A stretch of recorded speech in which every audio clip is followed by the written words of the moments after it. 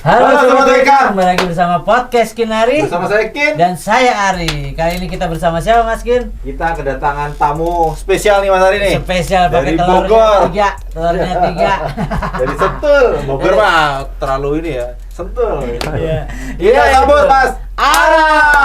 ALX ya, ALX Halo. ya, benar ya, ALX ya. Iya. Ya, Alex ini apa sih Mas Ara? Sebenarnya dulu inisial name Alexandria. Dulu band pertama kan namanya Alexandria. Oh. Jadi teman-teman tuh lebih gampangnya biar nggak ketuker Anang yang sana, ini Anang ALX. Ada banyak Anang ya. Ya. Namanya ternyata pasaran ya. Iya pasaran. Banyak banget. Iya. Biar ada beda dikit ALX lah. Anang Alexandria gitu. Dulu begitu. Ini sekarang bandnya kan udah bukan Alexandria. Ya mau ganti ribet lah. Harus Iya. di pengadilan ya, ganti Iya. nama ya. Sekarang ya udah ganti, ada band baru jadi, tapi untuk sosial media dan sebagainya pakai itulah. Oh, tetep ya. Mm-mm. Band barunya sekarang namanya ini Mas Ari. Siapa?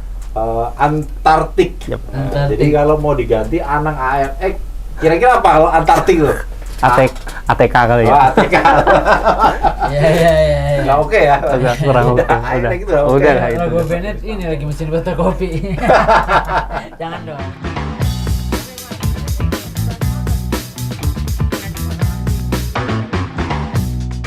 Barusan album ya Mas Anang ya? Ya, baru album rilis. terus potong pandemi ya. Ya betul. Jadi sekarang apa yang dilakukan Mas Anang dan teman-teman Antartik selama pandemi? Terakhir manggung apa? IP nih Mas, IP apa tau album? Yang album, yang pertama kemarin album, yang paling baru ini nanti rencana EP. Itu kapan itu? Album itu? Album itu dirilis tahun lalu. Bulan? 2020. Bulan apa ya, akhir tahun gitu. 2020. 2020 ya, 2020. Jadi Sorry. sudah ada pandemi itu ya? Udah ada pandemi ya. Jadi tapi untuk prosesnya itu sebenarnya kan udah agak lama. Karena band ini kan mulai kebentuk 2000 berapa ya? 2000, kenapa bisa lupa ya? Ibarat, Oh, iya. ibarat pacaran nggak sayang nih. Ibarat pacaran nggak sayang. Oh, gitu ya? Iya. Udah Lupa lupa. kejadiannya ya? Iya. 2019 itu udah rilis single sebenarnya. Pemanasannya udah rilis single. Sebelum album? Sebelum album itu udah rilis single. Jadi single pertama ada beberapa single itu. Jadi memang konsepnya kita ngerilis album adalah memang lagu-lagu yang pernah dirilis sebagai single. Karena ya mungkin selama ini kan orang beli album kadang dengerin cuma satu lagu, dua lagu iya. atau yang dikenal gitu kan. Jadi kita rilis saja single-single, habis itu jadiin album. Jadi harapannya ketika orang denger albumnya, oh ya memang ini udah familiar gitu. Itu Dan indie apa major label? indie Mas. Indie. Ya, indie. Itu kenapa ada pertimbangan itu Mas Anang? Pertimbangan indie ya, dulu pernah sebelum Antartik kan di Alexandria dulu ya, karena dulu bisa dibilang major lah atau di industri mainstream gitu kan. Bukannya judul lagu Noah ya? Itu juga. Iya itu juga. Ada kota juga di Iya. Alexandria di Mesir ya. Mesir ya. Ya. Alexandria. Selalu dekatkan itu. Iya. Ketika undangan interview di mana atau misalkan tanya itu, album punya dengan kota Mesir. Hubungannya nggak ada. Iya. Tapi sebentar Mas, menarik loh itu. Apa tuh? Kenapa itu Alexandria gitu? Kita bahkan Antartik, Antartik, nggak usah iya. dibahas Iya, Alexandrianya. Biar Alexandrianya aja nanti. Ini nih yang awalnya mulai tadi. Iya. Mas Anang. Gua lagi aja. Oke. Iya. sampai mana tadi? Ya, sampai Kenapa akhirnya- indie? Oh ya indie, oke. Yang pertama dulu udah major gitu, dan kita tahu apa ya, pada awalnya memang aku memang spiritnya tuh di indie Mas. Oh. Memang dari SMP, SMA itu memang ngeband sudah kayak spirit kayak gitu, nge-gig itu udah jadi tradisi gitu kan. Terus begitu 2009 bikin band baru di Jakarta. Nah, itu langsung dikontrak salah satu label. Dan kita berhasil merilis, dan saat itu memang terjun di industri itu memang banyak konsekuensi, banyak istilahnya tanggung jawab sesama, kita ada kompromi di berbagai hal itu ya, dan itu yang dulu sudah saya lewati ya. Dan itu yang brand pertama, mungkin saat ini bukan bubar sih, nggak bubar secara personal, memang masih ada dan masih ada komitmen, cuma memang untuk ngumpul kembali memang belum, dan memang kesibukan masing-masing ya. Akhirnya tuh saya bikin proyekan baru ini dan indie. Saya mantap untuk indie karena pengalaman dari band sebelumnya dengan status seperti itu, ada hal yang memang nggak sesuai dengan ini. Ya itu mungkin semangatnya lebih dapat di indie. Dan ternyata begitu bikin Antartik, hal-hal yang dulu yang tidak bisa saya lakukan ataupun tidak bisa tertuang di yang band yang which is itu yang mainstream secara ekonominya mungkin kalau ngomong mainstream kan berarti memang udah ikut di industri dan ada sistem di situ dan kita ikut aja ya. Ya itu kan. Itu ya ada plus minusnya sebenarnya. Cuma untuk spirit saya lebih cocok sebenarnya di indie. Ngerasa nggak bebas ya kalau di major label ya? Kalau karya itu nggak ngerasa terkekang tanda kutip ya? Nah, ya seperti tak bilang tadi Mas Kin, ada konsekuensi sama kita sedikit kompromi ya. Kita sebagai musisi kadang-kadang kan memang kita punya idealisme untuk misalkan menuangkan ide musik itu dengan seperti ini, misalkan lirik seperti ini dan komposisi aransemen seperti ini. Tetapi di sistem major ya, major itu kan ada executive producer, ya musik director, executive producer, ada produser di situ dan situ memiliki pandangan yang berbeda terhadap namanya seni itu kan nggak ada yang baku Mas. Betul. Kecuali matematika kecuali matematika 1 tambah 1 2 udah pasti gitu kan. Tapi kalau seni kan berhubungan dengan rasa. Ketika yang menerima itu beda kepala mungkin beda juga outputnya gitu. Nah, itu yang bikin kadang-kadang ada bagusnya, ada juga yang oh ya oke dah, pada akhirnya kan mau nggak mau kompromi karena kita memang di industri gitu kan, atau manut gitu ya, nurut gitu aja ya, Jawanya manut lah, ya udah manut wes gitu, kayak gitu. Lebih aman ya. Nah terus kemudian kalau bedanya dengan di indie adalah memang kita punya batasan-batasan Mas Kim. Tetap meskipun di indie memang seidealisme kita memang secara karya iya kita dibebasin gitu kan, cuma ini pengalaman juga Mas. Pengalaman di album pertama kemarin itu, kalau orang dengerin judul albumnya The Lone White Wolf, Serigala Penyendiri. Jadi di album pertama itu bisa dibilang adalah trial dan error Antartik, karena di situ memang kami merasa bebas dalam hal kreativitas ya. Jadi dan kita nggak ngotakin ini mesti begini, enggak. Ketika kita workshop dan ada di kotakmu apa, ada di kepalamu apa, ya itu. Jadi itu yang diolah bareng. Nah di album pertama itu memang kayak gado-gado Mas. Di situ ada letupan emosi lagu yang kental dan rocknya, terus ada rapnya juga, ada yang tiba-tiba melo. Ya memang itu memang apa yang ada di kepala kita ketika kita bermusik. Nah itu menurut kami memang kita jujur di situ bikin musik itu dengan jujur, akan tetapi memang ada beberapa hal yang harus dipertimbangkan, misalkan kayak kualitas, kita nggak mau ala kadarnya kayak gitu. Ya itu sih perbedaannya secara globalnya. Major label nggak bisa begitu ya, nggak suka nih gua begini nih, buang bisa kan gitu? Iya. Dilihat nggak ya? Semoga nggak dilihat. Kita nggak nyebut nama kita. Iya. Ya memang itulah prosesnya deh, betul. Iya. Makanya kalau di major label itu kan ya banyak sekali gitu dari kepentingannya banyak ada, terutama yang paling itu ya executive producer lah. Executive producer, karena mau nggak mau sebenarnya sebuah band itu kan kayak komoditi kan. Mau nggak mau kalau di industri ya itu pasti komoditi, ya dong. Ya yang namanya komoditi ya mesti apakah layak jual atau enggaknya, kita ngomongnya itu. Jadi ketika sebuah karya terus yang kita garap gitu ternyata kayaknya ini liriknya nggak gini deh, ini enggak oke ini bang, atau kadang 50% lirik berubah. Oke. Bisa begitu ya? Ya mau nggak mau udah gitu aransemen udah kita workshop gitu kan, udah ini udah oke. Begitu rekaman kok kayaknya kurang ini, ya itu sebenarnya bagi kami juga bukan suatu bukan menyayangkan juga sih, ya kita sadar ya udahlah, mungkin memang sistemnya memang seperti ini. Mereka yang lebih paham daripada kita. Ya waktu itu apalagi kita masih anak band baru di kontrak gitu kan. Seneng Terus ya, seneng ya. ya basically kita yang penting adalah itu kan, karya, manggung, udah itu.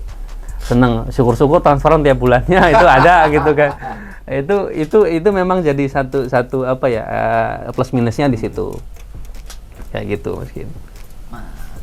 Jadi kalau tadi ya apa itu istilahnya ya ada hal yang dikorbankan, memang iya. Itu sudah mungkin tidak umum lah.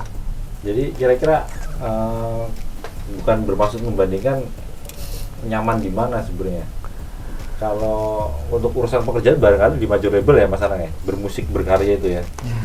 Kalau urusan karya di indie label itu, gabungin bisa nggak sih itu? Bisa dong. Oke. Kalau nyamannya, ini nyaman dari apanya dulu Mas? Ya. Nyaman dari berkaryanya. Ya, berkarya. Oke.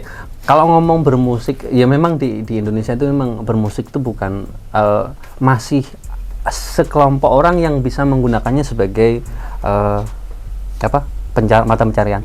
Ya kan, jadi sumber penghasilan utama. Tapi itu sedikit kelompok gitu kan, nggak semuanya. Kayak piramida mungkin yang di atasnya.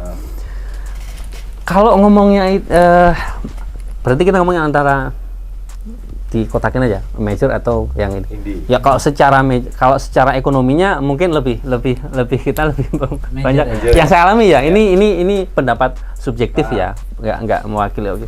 Kalau saya pribadi ya memang di major itu lebih nyaman secara finansial dan sebagainya, itu lebih nyaman. Karena apa? Di situ ada sistem yang memang sudah ada kayak udah ada template gitu, kita tinggal jalanin. Betul. Nah, plus ya balik ke plus itu tadi, kalau di indie ya enaknya itu tadi, kita bebas mau nuangin karya segimanapun, seliar apapun, ya itulah identitas kita. Makanya nanti kalau sempat dengerin albumnya Antartik itu pasti orang berpikir lagunya begini, lagu kedua oh beda, lagu ketiga beda lagi.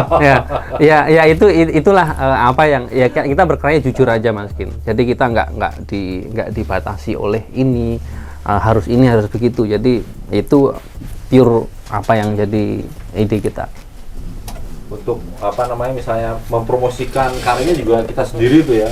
Ya. Kita harus usaha sendiri tuh. Betul. Bedanya yaitu salah satu fundament yang paling dasar itu adalah itu bagaimana sistem promosi kita, manajerial kita, itu memang itu juga sangat kentara itu. Karena di waktu dulu di major label itu memang sistemnya sudah sangat rapi sekali, mulai promosi, penjadwalan panggung, terus penjadwalan rekaman dan sebagainya, itu sudah ada jadwal. Ya, kalau ini kan kalau major pemasukannya gede, pengeluaran yang gede. Tapi potongannya gede juga deh. Kalau di major label seenggaknya pemasukannya ada gitu setiap bulannya. Kalau di ini kan lebih besar pengeluarannya, bukan gitu Mas? Sebenarnya kalau lebih besar pengeluarannya ya. Iya, karena semua kan serba sendiri dong. Sebenarnya yang dasar indie ataupun industri bilangnya gimana, indie atau major or something, istilahnya itu kan semua istilah doang. Sebenarnya intinya adalah pada di sistem distribusi sebenarnya kalau saya loh ya, distribusi. Kalau di major label sudah ada sistem. Kayak perdagangan aja Mas, ada istilahnya udah ada semuanya ya. Ada ini namanya, ada pedagang gede itu namanya apa? Agen. Bukan agen, oleh atas lagi.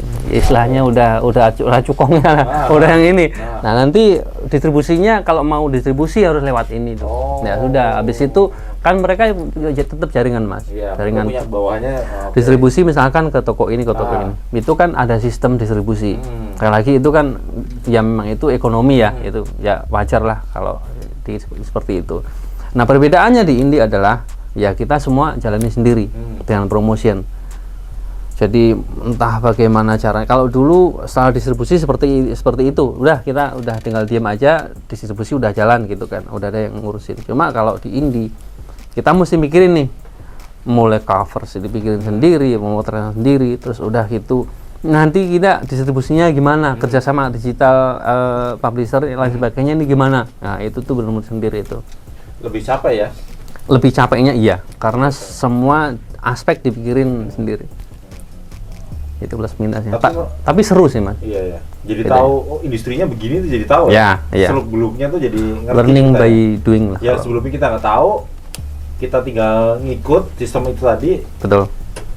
Terus sekarang kita belajar sendiri nih, dari bawah, dari nol lagi. Gitu. Iya. Setelah belajar sendiri akhirnya nyesel nggak buat indie? Oh nyesel sih enggak.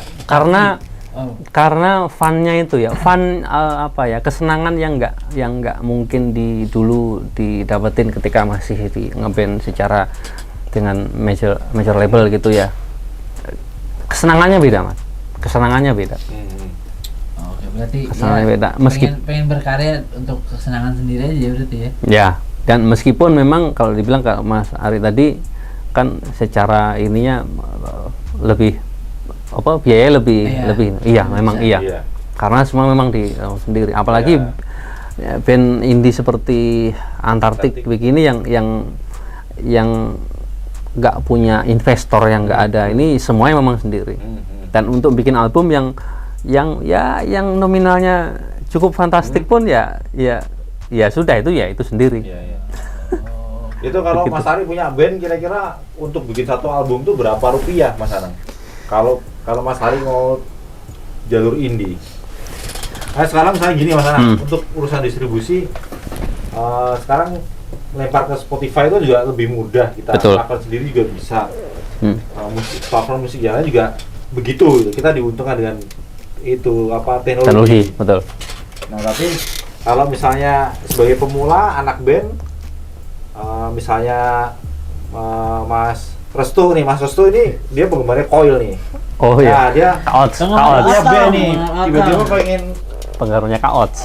Pengen bikin album sendiri, indie gitu. Oke. Biayanya berapa? Iya, apa yang harus dilakukan dan kira-kira butuh berapa sih ini? Kalau 15 juta. 10 lagu. Banyak ya? 50 ya kan. Kan begitu. Gini, kalau biaya itu relatif mas. Relatif sekali lagi itu adalah balik ke mindset atau sudut pandang kita terhadap karya. Apakah kita gini, kalau Mas tadi bilang kan lebih band indie lebih seenak sendiri, bebas mau apapun. Ya termasuk itu mas. Pokoknya bikin kayak seperti ini, direkam seperti ini, bodo amat, rilis gitu. Salah? Enggak. Itu juga enggak salah. Tapi ada juga yang berpikiran bahwa memang aku secara ide harus indie nih, indie. Ide liarnya seperti ini, karya lirik seperti ini, musik seperti ini. Akan tetapi ada juga ada batasan. Aku nggak bisa nih asal bikin. Aku nggak mungkin. Nah itu yang coba sama teman-teman itu ternyata sevisi itu. Makanya tadi relate dengan kata Mas Ari, mahalnya mahal. Nah sekali lagi itu biaya itu relatif mas, relatif, bener. Kalau di studio Jakarta itu memang rata-rata kan memang udah mahal ya, mahal secara biaya sewa per shiftnya atau per jamnya. Itu memang studio rekaman ya. Tapi zaman sekarang mas Kin, studio kamar tidur juga bisa jadi tempat rekaman. Apalagi teknologi sekarang kan beda dengan 10 tahun lalu mas. Kalau 10 tahun lalu mungkin kita rekaman harus ke studio, booking studio, nyari produser dan sebagainya kan. Sekarang dengan modal misalkan nih 2 juta atau 5 juta itu sudah dapat perangkat rekaman yang kita bisa rekam di rumah. Alat rekamnya di rumah. Kita bawa. Enggak, misalnya kita beli nih. Kita beli. Kalau benar-benar DIY sendiri ya, itu bisa seperti itu. Atau mungkin memang kita kalau secara finansial belum punya, ya kita sewa studio.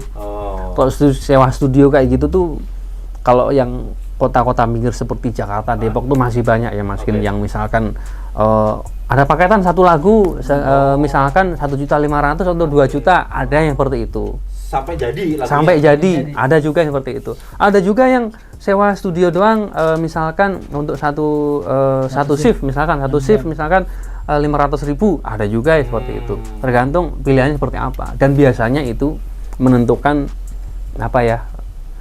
Kalau orang Jawa enek rupa enek rego gitu kan. Iya. Nah, ada rupa ada harga gitu kan.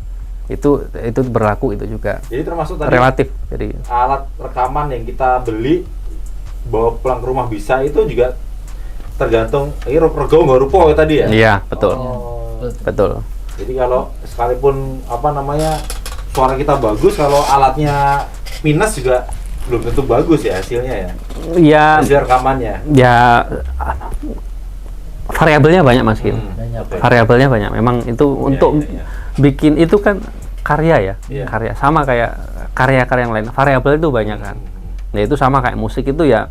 Lebih bedanya kalau musik memang kita berhubungan dengan device elektronik ya, dan yang mana perkembangan teknologi itu kan cepat banget kan. Dulu perangkat untuk rekaman yang segede gambreng segini mungkin sekarang cuma jadi segini kayak gitu. Nah itu memang ada beberapa apa ya keuntungan, ada ya itu hal yang teknis kayak gitu memang inilah ada plus minusnya. Kita rekaman di studio ataupun dengan itu ada plus minusnya. Jadi sangat relatif banget Mas. Jadi untuk bikin album itu kadang-kadang band indie mungkin ya cukup kadang 5 juta 10 juta sudah jadi album. Ada juga. Ada begitu ya? Ada juga. Kadang yang terlalu perfeksionisnya. Itu cuma satu lagu. Ya, satu lagu kadang-kadang ngabisin 5 juta kayak gitu. Karena yang seperti di Antartik Mas ya, jujur karena memang basic saya memang kerja juga di perusahaan audio, jadi saya cukup concern dengan namanya audio. Yang paling gede ini bukan curhat ya, bukan ini sharing aja. Yang paling gede dari yang kami lakukan adalah itu justru post production Mas. Post production, mixing sama mastering. Lebih banyak pengeluaran uang di situ. Ya, lebih di situ. Mastering bukan ya Mas? Betul, ya, betul. Rekaman, jadi prosesnya itu kan kita workshop dulu bikin lagu, rekam, baru mixing, mastering. Oke. Kalau tracking dan sebagainya ya lah, maksudnya untuk secara pelaksanaannya dan sebagainya mungkin udah nggak ya semua bisa lah seperti itu. Kita sewa studio, ada operator, bisa ngoperatorin kita rekaman, kita rekaman ya sesuai dengan kemampuan kita gitu kan. Cuma sekali lagi post production itu juga bagi kami itu memegang peranan penting banget. Karena penyajian finalnya kan di situ. Iya, betul. Jadi suaranya dirapikan di situ. Betul, ya. Jadi benar-benar dipikirin. Jadi ya itu tadi, kalau indie kan bebas ya. Ya sama, itu juga bentuk kebebasan kami untuk ngeluarin karya dengan treatment seperti itu. Ada teman kita ya juga yang udah rekam di rumah aja kira-kira, jadi mixing mastering sekedarnya rilis gitu. Meledak juga. Jadi itu bukan baik buruknya. Lagi itu bukan jadi itu soal taste selera kayak gitu. Tapi dengan kemajuan teknologi sekarang gitu, jadi merasa terbantu nggak sih di pendistribusian gitu? Karena maksudnya kita naikin di YouTube gitu kan, udah gampang-gampang aja kan gitu, dan jadi merasa dimudahkan nggak sih sekarang, jangan jadi kayak nggak nyesel-nyesel gitu buat fokus di indie gitu? Sangat dimudahkan Mas Ari.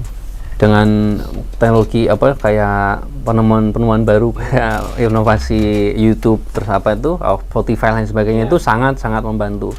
Karena saya juga mengalami transisi di mana fisik ke digital Mas.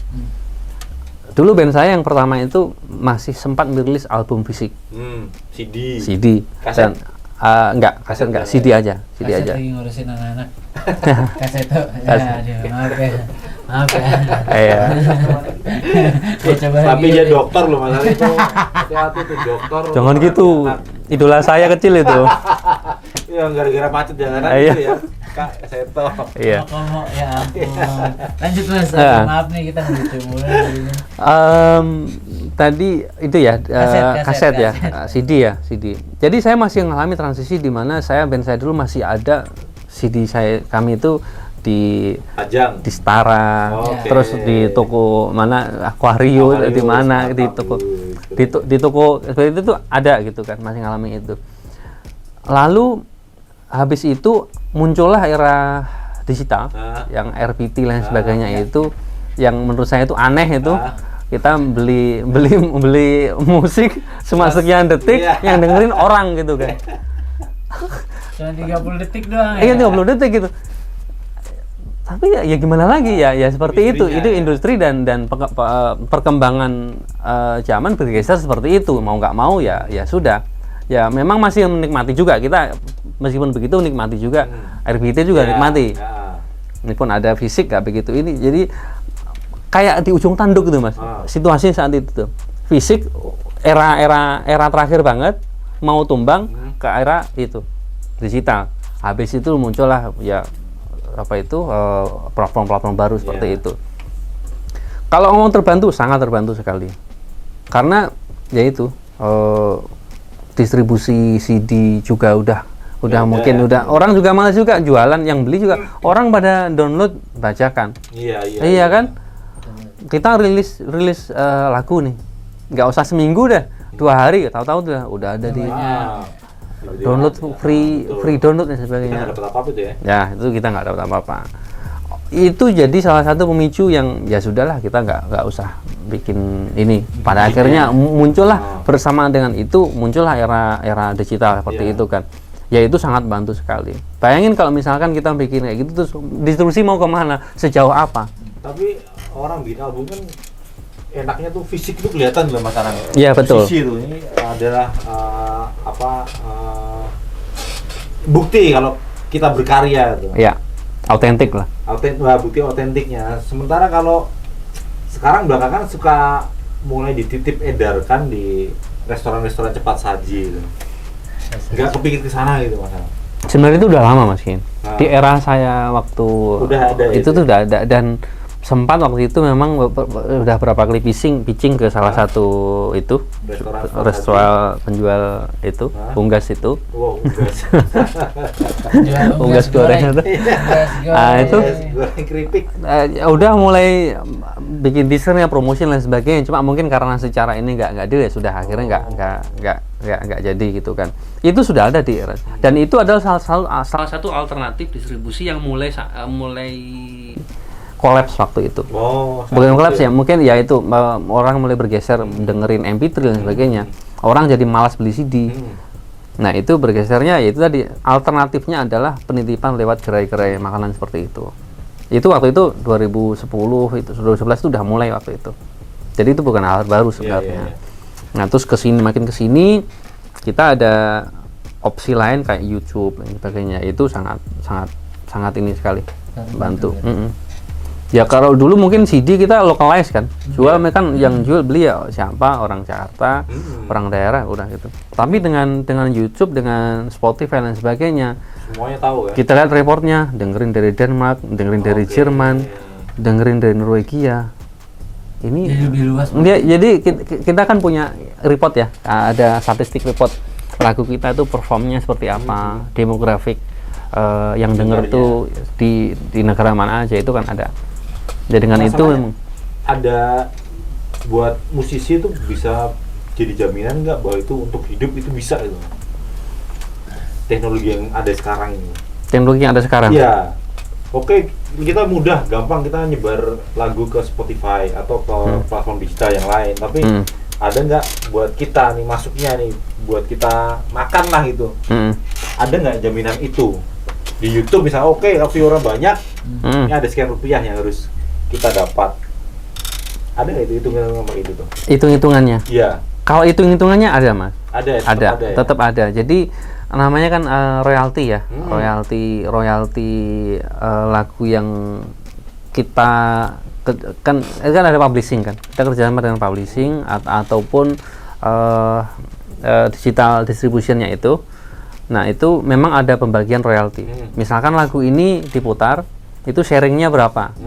Misalkan lagu judul A diputar, nominalnya sekian. Nanti pembagiannya itu artis berapa, publishing ataupun digital distribusinya tadi itu berapa? Karena kan artis kita nggak bisa langsung ke itu mas, ke Spotify dan sebagainya. Kalau yang itu nggak bisa. Agregator atau.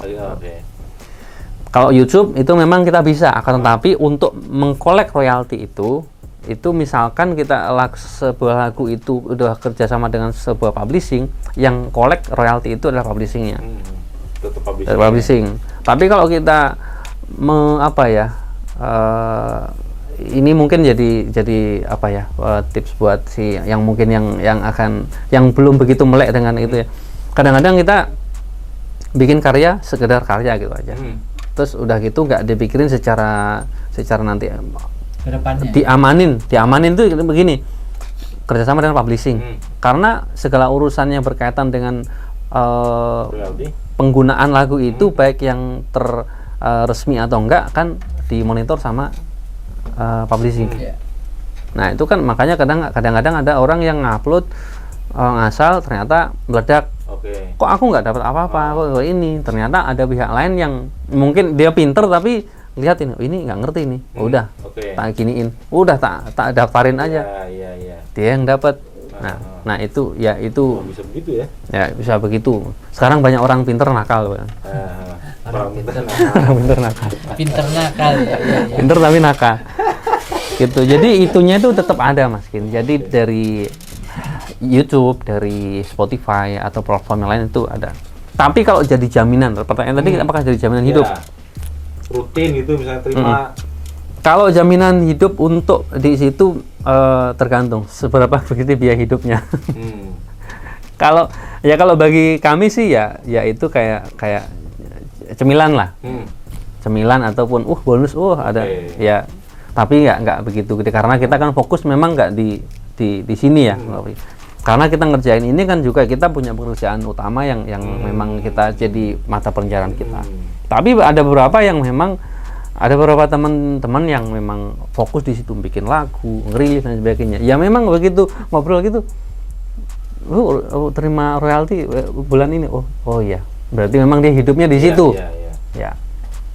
Jadi kita nggak bisa menyamaratakan mas. Mantap ini perbincangan. Masing-masing ada porsinya sendiri. Betul. Ini Mas Alex sama Antartik pandemi ngapain? Jadinya. Mas Alex, Mas Anang. Mas Alex itu gue bayangannya ALX Mas Alex. Selama pandemi dan Mas Anang. Panggil Mas Anang ternyanyi jodohku. Mas Arik dong. Jadi pandemi ngapain nih Mas sama Antartik nih?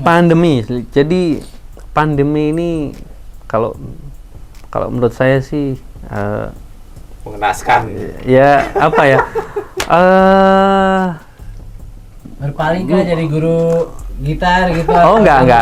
Gitu atau gimana? Karena sebelum pandemi pun memang saya ya memang ada pekerjaan utama yang di perusahaan audio itu kan ya cuma bedanya dulu weekend itu banyak manggung, kalau weekdays manggung, sekarang enggak ada gitu kan, karena terkait kebijakan pemerintah gitu kan. Jadi bagi saya sih pandemi musibah sekaligus berkah sih mas. Musibah memang berkah ya. Berkahnya gitu. Ada ya musibahnya kita tahu ini musibah ya, ini musibah global gitu kan ya. Musibahnya kita efeknya nggak bisa manggung dan sebagainya, penghasilan juga menurun. Berkurang. Berkahnya adalah dulu waktu masih sebelum pandemi kita sering manggung, weekend manggung, weekdays manggung, weekend manggung. Itu waktu dengan keluarga sangat nggak ada ya. Berkurang gitu kan. Pun gitu kadang kalau weekdays kalau ada manggung ya, mestinya kan ya weekdays sudah ngantor udah pulang gitu kan. Tapi kadang-kadang malam ada manggung ya sudah waktu ketemu keluarga jadi. Tapi pandemi hikmahnya yaitu makin banyak kumpul sama keluarga. Jadi apalagi PKM itu nggak bisa kemana-mana kan, ya udah makin banyak keluarga. Terus bagi band ya, kalau bagi band ada waktu intens untuk ya kita agak colong-colong sih karena PPKM ya. Kita kadang-kadang yuk ketemu bikin lagu gitu kan. Karena waktu PPKM awal-awal kan dulu kan memang benar-benar kita taat banget kan, nggak ngapa-ngapain. Tapi lama-lama juga nggak tahan juga. Udah ketemu ya gimana? Bikin lagu. Ya akhirnya ya bikin lagu yang jadi lebih intens. Makanya sih itu. Jadi untuk bahan album betul. Kedua. Ada waktu untuk itu juga. Kalau dulu mungkin pandemi ya itu agak nggak ada pandemi barangkali nggak kepikiran kali ya. Ya dulu karena album yang pertama itu sempat keseret Mas Kin. Jadi mestinya itu 2019 itu udah rilis. Karena keasikan ya kayak gitu tiba-tiba 2020 ini belum beres, album belum beres, lagu belum ini. Target kita apa pada waktu itu akhir 2019 atau awal 2020. Ya, ini sampai hampir terakhir. Nggak rilis, nggak jadi gitu kan, belum jadi apa-apa. Akhirnya ya sudah kita kebut. Alhamdulillah 2020 bisa rilis gitu. Nah terus 2021 ya terus itu pun rilisnya waktu kok yang pandemi Mas ya, waktu pandemi. Nah habis itu kesini ya sudah kita memang ada waktu untuk ngerjain itu aja. Nah Antartik 2022 ada apa lagi nih Mas depannya? 2022 ya itu mau rilis album mungkin EP ya. Kali ini akan rilis EP dulu. Kenapa nggak full? Lagi kewalahan juga. Enggak juga. Lagi pengen EP aja. Lagi pengen EP. Nanti EP cuma kita memang kenapa EP? Ada beberapa hal yang memang kita kerjain terkait untuk misalkan promonya bagaimana, marketingnya bagaimana. Jadi kita alokasikan ke itu. Jadi kita ngurangi itunya di untuk promosi ya. Untuk promosi. Biar didengar ke semua orang. Mudah-mudahan lancar ya Mas Ari ya. Amin. Thank you banget. Cepat rilis. Amin. Ini ngomong-ngomong Antartik tadi cuman Mas Anang ALX doang nih Mas Ari. Padahal ada personel yang lain. Mas Anang sebutin dong siapa tuh? Ya kalau di Antartik ada saya gitar, terus ada Juan vokalis. Ya mestinya tadi diajak ya. Juan nyanyi. Juan, Jo, terus Cewek cowok Mas? Cowok. Juan. Juan. Cowok Mas Ari. Yang cewek ada ceweknya, ada cewek ceweknya. itu ada. Ada ceweknya ada. Yang pegang bass cewek. Oh gitu. Itu cewek. Bisa kesini Mas nih mau ngobrol Mas. Bisa diatur. Juan. Bisa diatur. Yang main bass siapa namanya? Elvi. Spicy. Mas Elvi. Terus drummernya ada Sandi namanya.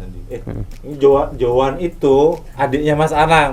Iya kan Mas Anang? Ada ipar. Kan? Ada ipar. Ya. Ada iparnya. Jadi kalau latihan di rumah, gue pernah ngintip nih Mas Anang main gitar, Jowan yang nyanyi. Gitu Mas Ari.